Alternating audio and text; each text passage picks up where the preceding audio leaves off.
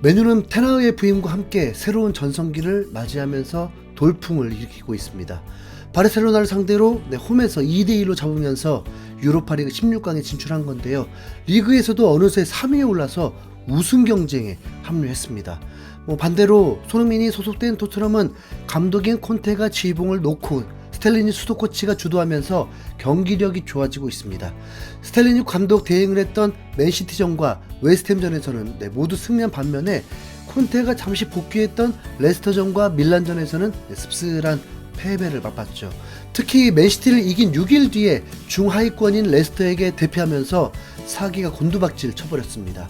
다행히 지난 웨스트햄전에서는 콘테 대신 스텔리니가 나서서 벤 데이비스 윙백 카드를 꺼냈고 에메르송이 선제골을 넣은 데다가 교체 투입된 손흥민이 5분 만에 추가골까지 터뜨려버리면서 멋진 경기를 선보였습니다.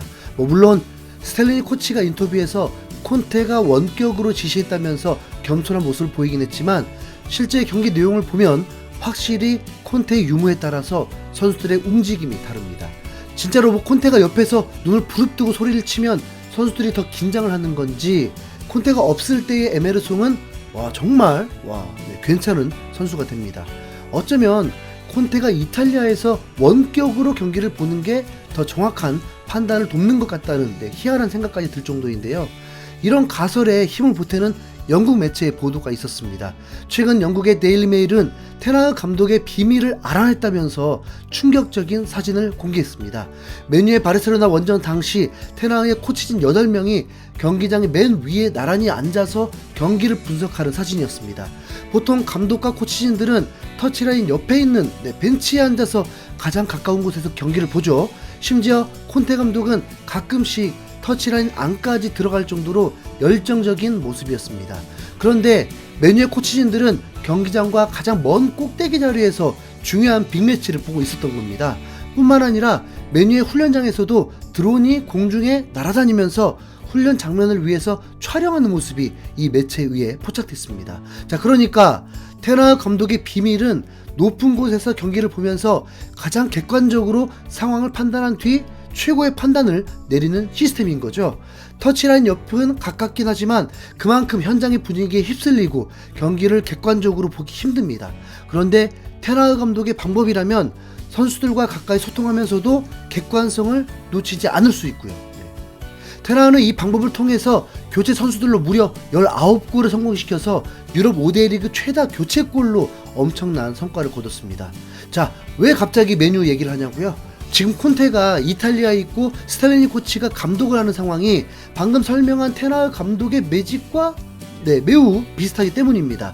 콘테가 경기장이 아니라 집에서 원격으로 경기를 보는 게 더 객관적인 시선을 갖게 하고, 그래서 그걸 바탕으로 지시하면 스텔리니 코치가 더 잘 수행하는, 어쩌다 보니 테나흐 매직을 토트넘도 하고 있는 게 아닐까, 그런 생각이 들었습니다.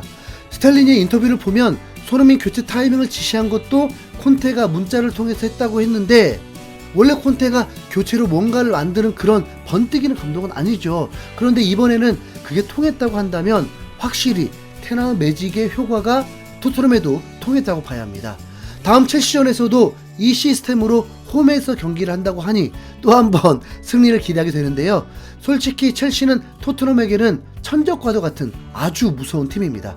특히 지난 시즌 투엘이 있을 때 콘테는 첼시를 한 번도 못 이기고 거의 승점 자판기 신세였죠. 통산 리그 전적은 7승 21무 33패, 최근 8경기에서도 2무 6패, 만났다면 패배하는 수준입니다. 그래도 이번만큼은 다를 거라고 많은 전문가들이 예상하고 있습니다. 현재 첼시의 상황을 보면 이런 예상이 이해가 되는데요.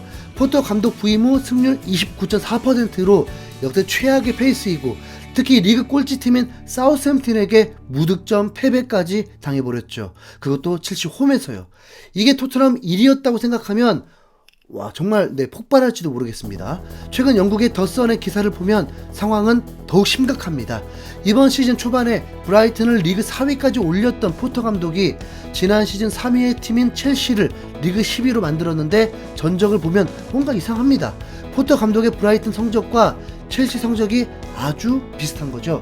지난 시즌 브라이튼 승률 30.4%, 이번 시즌 첼시 승률 29.4%로 거의 비슷한 승률을 보여주는데요. 자, 이게 무슨 뜻이냐면 포터가 첼시를 끌어올린 게 아니라 브라이튼 수준으로 끌어내린 겁니다. 과거 데이비드 모예스 감독이 약팀이었던 에버턴을 맡아서 안정적인 중위권까지 끌어올리면서 메뉴 감독까지 된 적이 있었죠. 그러나 결과는 처참했습니다. 메뉴의 성적이 에버턴을 따라가면서 중위권으로 역주행을 한 겁니다. 결국 모예스는 감독 생활 최초로 중도에 경질되는 수모를 당했고요. 에버턴을 브라이튼, 메뉴를 첼시, 모예스를 포터 감독으로 바꾸면 거의 복사 수준의 스토리죠. 포터 감독이 중도 경질되면 결말까지 똑같아집니다. 최근 첼시의 공동 구단주 2명이 갑작스럽게 첼시 훈련장을 찾아가서 긴급 회동을 했다고 하는데요. 영국 매체인 이브닝 스탠다드는 첼시 수뇌부가 첼시 훈련장을 방문해서 포터 감독과 얘기를 나눴다. 이 전략 회의는 현재 첼시 좋지 않은 상황을 이겨내려고 한 것이다. 첼시는 포터 감독을 토트넘 원정 경기 전까지 해고할 생각이 없다. 그러나 현재 순위에 대한 반등의 필요성은 모두 느끼고 있다라면서 토트넘의 2차전 결과에 따라 포터 감독의 경질이 결정될 수도 있다는 의미심장한 기사를 보도했습니다. 만약 포터 감독이 잘린다면 첼시는 한 시즌 동안 2번이나 감독을 교체하게 되는 건데, 새로운 선수들이 한 무더기에다가 감독도 자주 바뀌게 된다면 팀 전체가 매우 혼란스럽겠죠. 첼시의 안 좋은 소식은 끝이 아닙니다. 첼시의 주장 아스필리쿠에타가 사우스햄튼전에서 안면에 킥을 맞고 잠시 정신을 잃었던 건데요. 비록 경기 후 빠르게 회복해서 자신의 SNS에 사진을 올리긴 했지만 뇌진탕 증세까지 올 수 있어서 출전이 불투명한 상황입니다. 감독도 흔들리는데 주장도 없다? 그 팀이 잘하는 게 기적입니다. 그럼에도 불구하고 상성이라는 건 쉽게 이겨내기 힘든 부분입니다. 토트넘이 첼시를 상대로 승리한 최근 경기가 2018년 11월 25일에 토트넘 홈에서 한 경기였습니다. 이때 손흥민이 하프라인에서부터 폭풍 질주 끝에 득점하면서 엄청난 화제가 됐었죠. 그 뒤로 4년하고도 3개월, 이제는 첼시를 잡을 때가 왔습니다. 손흥민이 이번 첼시전에서 4년 전과 같은 득점을 하면서 100호 골까지 터뜨릴 수만 있다면 정말 더 바랄 게 없는 경기일 텐데요. 영국의 풋볼 런던은 케인이 질병으로 오후 훈련에 불참했다면서 조금 불안한 소식을 전했습니다.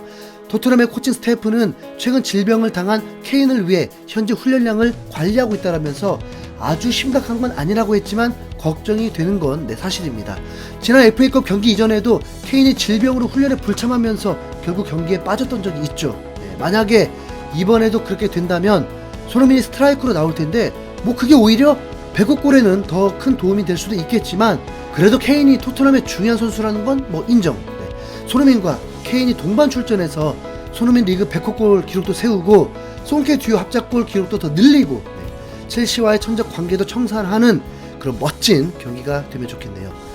페리시치는 이제 공식 다 알고 있는데 조커로서 대활약 기대할게. 이상 흰수염고래였습니다. 감사합니다. 여러분이 구독과 좋아요를 누르는 만큼 페리시치 출전 시간이 줄어들 수 있습니다.